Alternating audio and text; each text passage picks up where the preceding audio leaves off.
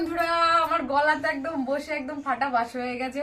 তো অনেক দিন পরে মেজদির বাড়িতে এসেছি, অনেক দিন না বলদি অনেক মাস পরে আজকে আসলাম, ঠিক আছে। আর দিদি দেখো করেছে হচ্ছে পালক পনির আর আলু ভাজা। এখন আলু ভাজা আর পালক পনির দিয়ে হচ্ছে ব্রেকফাস্ট করছি।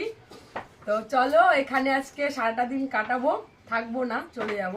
আর এই ম্যাডাম দেখো এখন মা হয়ে গেছে, এখন ড্রয়িং করছে। ধর আর রিকু বাবা কি করে টাকা একটু তাকাচ্ছি।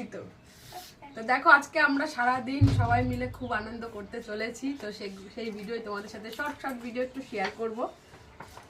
তো পালক পনিরটা খেয়ে দেখি কেমন হয়েছে।